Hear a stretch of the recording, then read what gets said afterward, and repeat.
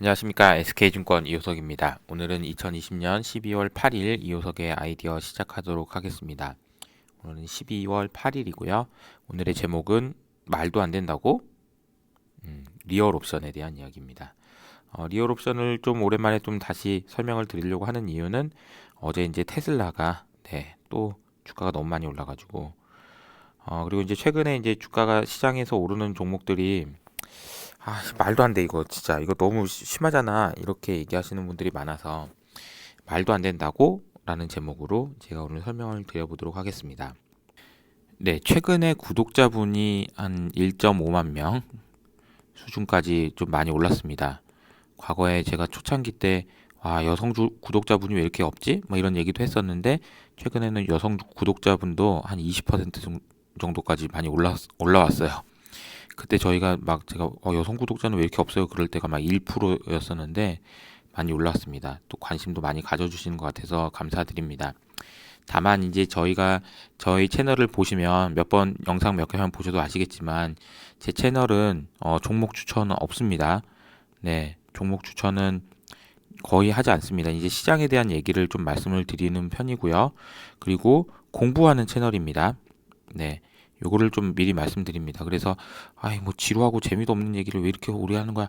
그런 분은 안 들으셔도 돼요. 네. 어쩔 수 없습니다. 뭐 제가 이 새로 오신 분들을 위해서 막 어떻게 하지? 종목을 좀 추천해 볼까? 아니면 뭘 하지? 막 이렇게 하기는 조금 어렵다. 이런 부분을 말씀을 드립니다. 이 그림은 이제 어제 그 시장의 전체적인 흐름을 보여주는 그림이고요. 다우지수 같은 경우는 어제 좀 막판에 지금 이렇게 회복하는 모습을 보였지만 전반적으로 다우는 0.5% 빠졌고 S&P는 0.2% 빠졌으니까 시장이 조금 좋은 흐름은 아니었다 이렇게 보시면 될 것 같고 대신에 이제 어제 이제 도드라지게 나타났던 현상이 테슬라 그리고 엔비디아 넷플릭스 뭐 이런 회사들이 좀 주가가 좋았고요. 나머지는 그렇게 크게 좋은 모습을 보이지는 않았던 것 같습니다. 1에서 2% 정도 전반적으로 좀 조정을 받는 그런 모습을 보였습니다. 넷플릭스가 3% 올랐고요. 테슬라가 한 7% 올랐나요? 네. 또 올랐습니다. 이게 테슬라에 대한 얘기를 조금 뒤에 리얼 옵션에 대한 얘기랑 곁들여서 조금 더 드려보도록 할게요. 자, 어제 OECD에서 경제 전망치를 내놨습니다. 경제 전망치를 내놨고요. 제목이 이거예요. 더 밝은 전망. 하지만 회복은 점진적으로 될 거다라는 얘기입니다.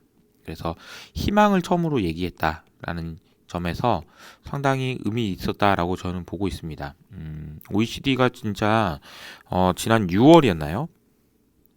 이거 좀 충격이었었잖아요. 6월 달에 경제 전망을 했는데 얘네들이 이 그림을 그린 거예요. 자, 회복이 되다가 오쿠 이거잖아요. 더블 히트 시나리오라고 해가지고 더블 딥 시나리오인 거죠. 자, 이번 2차 팬데믹이 오긴 올 텐데 그럼 한 번 더 충격을 받을 수 있어. 자, 그때 당시에는 이제 회복하는 그림이 이런 그림을 그릴 걸로 봤는데 문제는 이 그림보다도 더 심각하게 다시 말하면 2차 충격이 오면서 아이고 이러면서 이제 좀 가면은 이거 좀 심각할 것 같은데 어떡하지? 라는 제목의 전망이 더블 히트 시나리오였습니다. 더블 히트 시나리오. 그러니까 이게 좀 심각하게 안 좋을 수도 있다라는 얘기를 OECD에서 했었고요. 반면에 이제 이걸 비교해 보면 우리가 이걸 볼까요? 여기는 지금 우리가 지금 현재 여기 있는 거고요. 근데 전망에 비해서도 상당히 좋은 모습을 보이고 있죠. 그죠? 이만큼 전망에 비해서도 이만큼은 좋은 겁니다. 지금 그때 당시에 희망적인 전망에 비해서도 좋은 상황이 유지되고 있고 그리고 업사이드 시나리오를 또 그렸습니다. 그리고 다운사이드 시나리오를 그렸고요. 그래서 두 가지를 그렸지만 어쨌든 현재의 프로젝션은 상당히 긍정적인 전망을 지금 여기에 담았다라는 겁니다. 게다가 과거에는 없었던 이 업사이드 시나리오가 있었다라는 것도 의미가 있는 것 같아요. 이때는 더블 히트라고 해서 안 좋은 쪽으로만 좀 얘기를 하다가 좋은 쪽으로 얘기를 하고 있다라는 것이 또 얘기가 의미가 있는 것 같습니다. 이게 사실 전망이라는 게 맞기가 좀 어렵잖아요. 예, 그리고 뭐 그렇게 생각해 보면 이거 보세요. 작년 11월 달엔 전망치는 이거였어요. 그러면은 지금 코로나가 얼마나 우리에게서 많은 것을 뺏어가는지를 보여주는 그림이 이제 이 그림인 거죠. 이만큼은. 어쨌든 전망은 맞진 않지만 전망치가 어떤 식으로 변하고 있는지도 한번 보시면은 또 흥미로운 관찰거리가 되지 않을까 그런 생각이 들어서 좀 소개를 했습니다. 어쨌든 제목은 이렇게 그 긍정적인 제목이 굉장히 오랜만에 OECD 전망에서도 나왔다라는 얘기고 희망을 갖게 하는 그런 내용들입니다. 어, 그리고 이제 오늘 드디어 영국에서 백신을 처음 맞습니다. 이게 잘 돼서 코로나가 잘 극복되기를 바라는 마음 그지 없고요. 제발 좀 잘 좀 됐으면 좋겠습니다. 그리고 이제 또 하나 저희 OECD 전망치 중에서 이거 뭐야 이거 이런 생각이 들었던 게 위클리 트래커라는 거를 좀 가져왔는데 제목이요 굉장히 특이했어요. 이게 뭐냐면은 이 구글 트렌드를 이용해 가지고 GDP를 주간으로 체크를 한 겁니다. 하는 뭐 예를 들어서 우리나라 볼까요? 우리나라를 보면 이런 거죠. 이게 파란색 선이 어, 실 파란색 선이 구글 트렌드를 이용한 전망치라고 보시면 되고 이 빨간색 점이 이제 찍힌 게 실제로 GDP가 발표된 겁니다. 그러니까 이게 전반적으로 보면 이게 구글 트렌드를 이용해서 GDP를 추정한 게 와, 이게 되게 정확하네요. 그죠? 예. 되게 정확합니다. 제가 그 바뀐 투자 환경이라고 얘기하면서 얘기를 자주 했던 게 뭐냐면은 더 빨리, 더 자주라는 말씀을 많이 드렸는데 요 얘기는 뭐냐면 우리가 경제라는 거는요. 경제가 좋아 안 좋아? 응? 모르겠는데 경제가 뭐야? 뭐 이렇게 생각을 해보면 이 경제라는 놈을 우리가 좋은지 안 좋은지 알기 위해서 이렇게도 생각해보고 저렇게도 생각해보고 이렇게도 생각해보고 이 사람한테도 물어보고 이렇게 여러 가지 방법으로 경제가 어떻게 된 건지 그걸 알고 싶어 하는 거거든요. 근데 이게 방법 중에 하나가 이제 경제 지표라는 것이고요. 근데 이 경제 지표라는 거를 매번 매 시간 실시간으로 물어볼 수 있는 방법이 없잖아요. 그렇죠? 근데 최근에 많이 얘기 나왔던 구글 트렌드 구글 모빌리티 인덱스 뭐 이런 것들은 실시간으로 계산이 되는 겁니다. 그래서 경제 지표를 예를 들어서 우리가 ISM 제조업 지수 뭐 비농업 고용자 수, 소비자 심리 지수 등등등등 이런 여러 가지 많은 지표들은 사실은 이거는 뭐 한 달에 한 번 아니면 정말 빠르면 2주에 한 번씩 발표되는 거지만 구글 트렌드 같은 경우에는 계속해서 실시간으로 사람들이 어디로 이동하는지 뭐 이런 것들을 계산하는 거라서 좀 그러니까 차원이 다르다 이렇게 보시면 될 것 같아요. 그래서 뭐 제가 말씀드렸던 게 이제 오비탈 인사이트 막 이런 거 말씀드렸잖아요. 실시간으로 전 세계 원유 재고 체크하는 그런 회사들도 소개해드리고 그랬는데 어쨌든 여기서 우리가 알 수 있는 거는 뭐냐면 우리가 경제를 더 빨리 남들보다 더 빨리 알아가지고 미리 좀 경제가 이런 거는 쉽지 않다라는 걸 말하는 겁니다. 누군가는 제가 이제 이것도 3프로 TV에서 나가서 답안지가 새고 있다 뭐 이렇게 표현을 드리긴 했는데 누군가는 더 빨리 더 자주 경제를 체크하고 있다라는 사실을 알고 있어야 된다라는 얘기를 좀 말씀을 드려봅니다. 자 이제 오늘은 이제 테슬라 주가를 보면서 우리가 무슨 생각을 해야 되는지 지난 이제 3월 달 저점이 테슬라 같은 경우는 100불이었습니다. 이제 분할해 가지고 그렇죠. 100불이었는데요. 주가가 이게 올라가기 시작하더니 올라가기 시작하더니 지금 650까지 올라갔습니다. 불과 얼마 전에 400불이었는데요. 지금 이제 640불이면은 뭐 240이 더 오른 거니까 얼마야? 60%가 오른 거네요. 여기서. 자, 이제 테슬라의 주가를 설명하기 위해서 이제 여러 가지 방법들이 있습니다. 뭐 우주를 갈 거다 막 여기다 뭐 굉장히 테슬라 자체적으로 테슬라에 대해서 분석하시는 분들이 굉장히 많아요. 참고로 이게 3프로 TV에서 설명한 것 중에서 제가 이게 추천을 하나 드리면 김준성이라는 친구가 있습니다.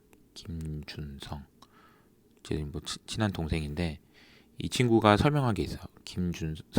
유튜브에 이제 조회하시면 나올 거예요. 그래서 이 친구가 테슬라에 대한 설명을 한 게 있거든요. 이건 정말 뭐 강추 꼭 한번 보시길 추천드립니다. 지워버려야지.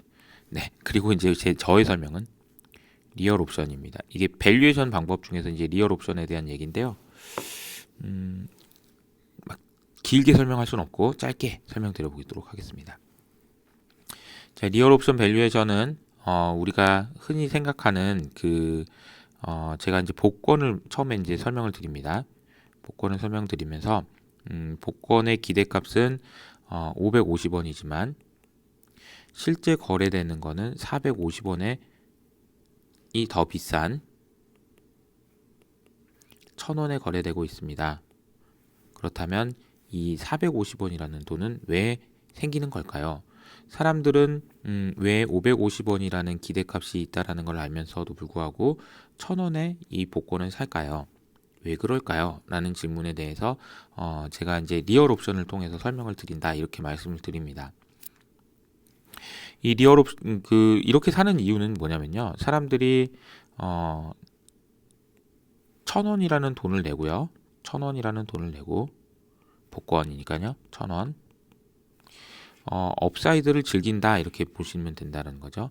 이게 뭐 수많은 이 과정에서 대부분 꽝이잖아요. 꽝이어서 그냥 1000원 날려야 됩니다. 하지만 1등, 5등, 4등, 3등, 2등, 1등 그러면 이제 돈이 계속해서 올라갈 수 있다라는 업사이드가 있다라는 거고요. 제가 이 그림을 설명을 드리면서 두 가지로 나눠야 된다. 이쪽은 안 좋은 세상, 이쪽은 좋은 세상인데 이 안 좋은 세상에서는 우리가 예상 가능하다. 이걸 말씀드렸고요.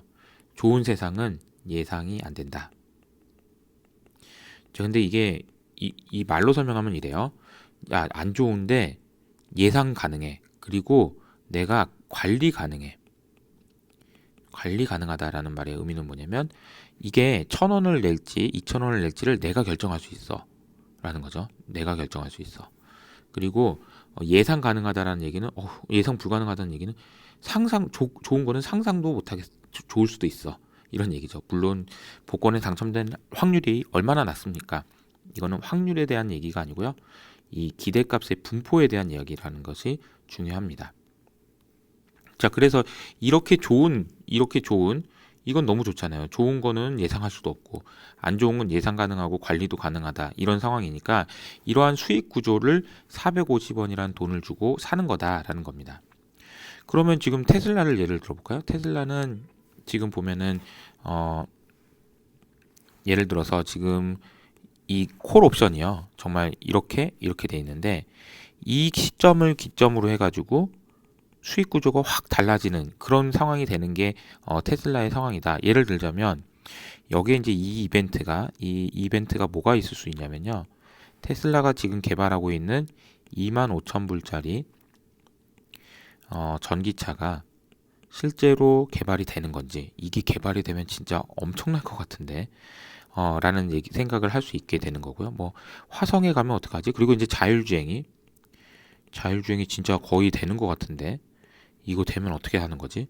등등등 이런 이벤트들이 이게 저희 어떤 표현으로는 주렁주렁 달려 있습니다. 테슬라의 주가에 주렁주렁 달려 있습니다.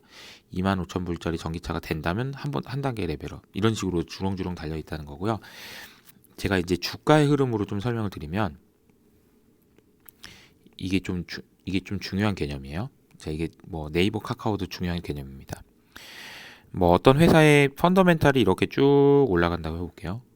그렇게 이렇게 아름답게 올라가는 회사가 많지는 않겠지만 어쨌든 예를 들어서 그러면 이 옵션의 가치가 주가에 반영되기 시작할 때가 있습니다. 그러니까 제가 예를 들어서 어떤 신약을 개발하는 회사가 임상을 조만간 발표할 거다라고 생각을 해보자고요. 그러면 임상을 발표하게 되면 임상 발표 직전부터 이 회사의 주가는 펀더멘탈대로 움직이는 것이 아니고요. 여기서 자 이제 주가는 이렇게 움직이겠죠. 여기서 이제 옵션이 반영되면서 순간부터 사람들은 이 450원만큼 더 내기 시작합니다. 이런 식으로요. 그래서 언제 피크가 되냐면요. 옵션의 가치가 가장 높았을 때 요만큼을 지금 우리가 옵션의 가치라고 얘기하는 거예요. 리얼 옵션의 가치. 450원만큼 더 내기 시작합니다. 이런 식으로요. 그래서 언제 피크가 되냐면요. 옵션의 가치가 가장 높았을 때 요만큼을 지금 우리가 옵션의 가치라고 얘기하는 거예요. 리얼 옵션의 가치. 450원만큼 더 내기 시작합니다. 이런 식으로요. 그래서 언제 피크가 되냐면요. 옵션의 가치가 가장 높았을 때 요만큼을 지금 우리가 옵션의 가치라고 얘기하는 거예요. 리얼 옵션의 가치. 언제가 피크가 돼서 이제 다시 내려오고 펀더멘탈대로 이렇게 갈 겁니다. 이만큼이 언제냐, 얼만큼이냐, 요게 이제 중요하잖아요. 요거에 대한 설명이. 자, 이게 언제 제일 높고 언제 제일 낮냐. 자, 이거는 이렇게 설명드릴게요. 이때는 이 회사가 이 리얼 옵션으로 기대값이 가장 커질 때입니다. 그러니까 복권을 사놓고 가장 많은 사람 기대를 할 때, 이런 식으로 생각하시면 되고, 요거는 뭐냐면 디베이트가 제일 많을 때. 자, 25,000불이라는 돈으로 25,000불이라는 전기차가 나올 수 있느냐, 이건 얘기를 굉장히 그 논란이 많을 때, 이게 이제 가장 리얼 옵션의 가치가 높아지는 구간이다라고 말씀드릴 수 있을 것 같습니다. 네이버 카카오로 설명을 드릴까요? 네이버 카카오가 비즈톡이라는 상품이 있어요. 그리고 카카오가 하는 비즈니스 정말 많잖아요. 그 회사가 가지고 있는 비즈니스 모델, 그리고 그런 것들이 진짜 돈을 벌 수 있는지 못 버는지, 이 그림에서 보면 이쪽에 있을 때는 돈을 아예 못 벌어요. 빵이에요. 꽝. 이건 꽝이야 라고 얘기하는데, 여기로 가면 돈을 계속 벌 수 있단 말이에요. 이제 비즈톡으로 얘기를 들자면, 그러면 여기서부터 여기까지 왔다 갔다 할 거 아니에요? 꽝이야. 아니야. 더 벌 수 있다니까? 못 벌어. 번다니까? 못 번다니까? 왔다 갔다 할 때가, 사실은 이제 옵션의 가치는 가장 큰 구간이다라는 겁니다. 이 옵션의 가치는. 그럼 악유가 제일 많을 때가 이 옵션의 가치는 제일 크고, 그럼 옵션의 가치가 제일 클 때가 항상 주가가 좋냐? 그건 아니죠. 이 펀더멘탈이 움직일 수도 있잖아요. 이 하얀색 선이. 자, 그렇게 이해를 하시면 되고요. 마지막으로, 이때는 언제냐? 이때는, 자, 이게 끝날 때입니다. 논란이 끝날 때. 자, 논란이 끝날 때 어떻게 끝나냐면, 자, 그 백신을 예를 들자면, 백신 결과가 발표될 때, 아니면 비즈톡으로 돈을 벌 수 있을지 없을지 사람들이 모두 다 알아버렸을 때, 이럴 때 끝납니다. 요거를 보고 이제 옵션이 만기가 됐다라고 얘기하고요. 리얼 옵션의 가치는 이만큼 애드가 됐다가 사라지는 그런 모습을 보여준다라는 겁니다. 그럼 테슬라는 어떻게 되는 거냐면요. 테슬라는요, 이렇게 가다가 여기 이제 좀 더 그림을 이제 이쪽을 지우고 여기다 이제 더 그려야 되겠죠. 자, 쭉 더 갑시다. 테슬라는 이렇게 가는데 여기에 이제 옵션이 하나 더 있는 거죠. 여기는 25,000불짜리 옵션, 그리고 여기는 또 옵션 또 하나 더 있고, 계속 옵션, 뭐 화성도 가고 뭐 달에도 가고 뭐 이런 식의 이제 옵션이 계속 올라간다라는 얘기고, 이 옵션이 이렇게 주가에 반영되는 구간에서는 사람들은 모두 다 이렇게 얘기합니다. 말도 안 돼. 그런데 말도 안 되는 일이 자꾸 주식시장에 반영되는 이유는, 주식시장의 긍정적인 그 분위기가 형성돼 있기도 하지만, 이런 제가 말씀드렸던 아까 그 수익 구조, 리얼 옵션의 성격을 갖는 그런 수익 구조를 갖는 회사들 같은 경우에는 우리가 생각할 때는 아무리 봐도 이 정도가 적당하다라고 하는 주가의 펀더멘탈이 있는데, 그거를 벗어나는 경우가 상당히 왕왕 있다라는 걸 말씀드릴 수가 있을 것 같습니다. 오늘은 그래서 리얼 옵션에 대한 얘기를 오랜만에 다시 한번 좀 설명을 드렸고요. 말도 안 된다고? 아니야, 그게 아니에요. 설명이 안 된다고? 아니요, 설명이 돼요 라는 얘기를 제가 이제 오늘 말씀을 드렸다라고 보시면 좋을 것 같습니다. 2020년 12월 8일 이호석의 아이디어는 여기까지입니다. 감사합니다.